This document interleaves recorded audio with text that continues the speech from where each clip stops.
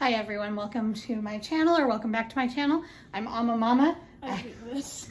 I have with me my son, Israel. He is going to do a blind pick of books from my TBR shelf today for my September reads. And then I have a miniature Barnes & Noble haul. So I'm gonna let him pick out a few books. So the first one, hold on. The first one that he's picked out is James Patterson, Cross the Line.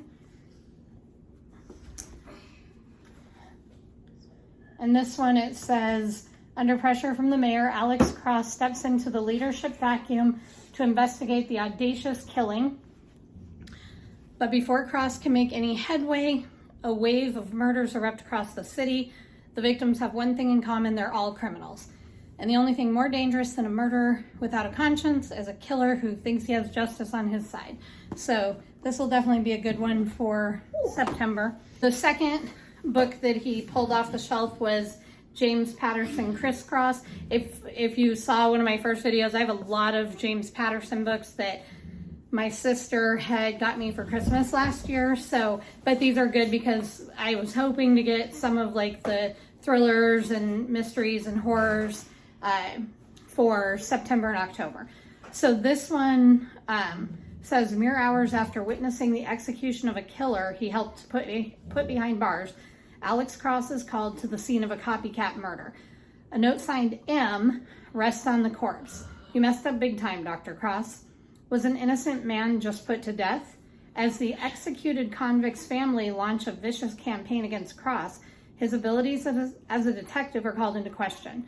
The enigmatic M lures Cross out of Washington, D.C.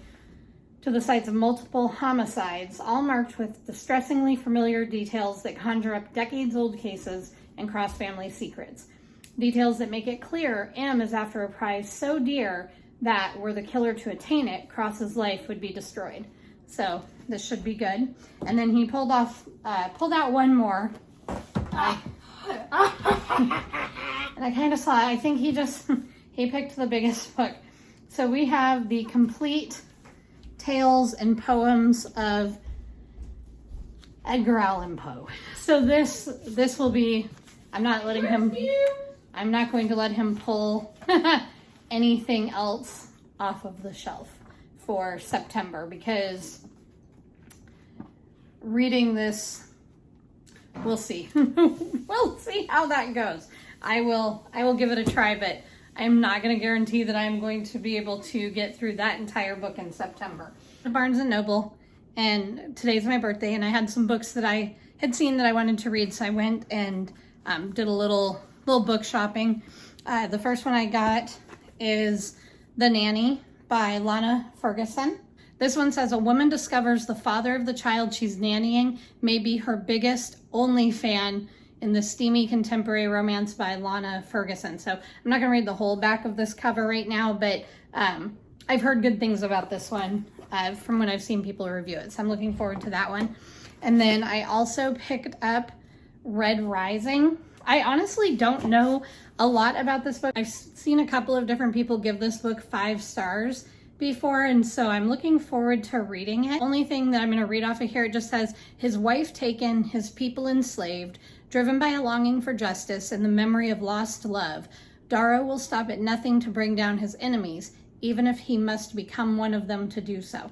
So I don't, again, I don't really know a lot about this book, just that I saw people review it, and several booktubers that I saw had given this 5 stars. So I am curious about this one. And then I picked up Book Lovers by Emily Henry. And this one, it just says one summer, 2 rivals, a plot twist they didn't see coming. Again, I'm not going to read the whole back of all of these. This one might be familiar to some people. I just had finished 2 Emily Henry books fairly recently, and I really like her writing. And so I did pick up some romances also to kind of throw in with my reading this month, just in case. I wasn't sure if my son was going to happen to pick any of the books on my shelf that are like the very scary ones, or ones that are more like haunted houses and things like that. So I wanted to make sure I had something kind of light to throw into the mix just in case. And then I also picked up Love Theoretically by Ali Hazelwood. And this one says, rival physicists collide in a vortex of academic feuds and fake dating shenanigans in this delightfully STEMinist rom-com from the New York Times best-selling author of The Love Hypothesis and Love on the Brain. I have not read anything by Ali Hazelwood yet, but I've heard really good things about her writing. So I'm looking forward to reading this one as well. And then I picked up Babel. I don't really know anything about this one. I haven't even read anything on the inside cover or anything yet.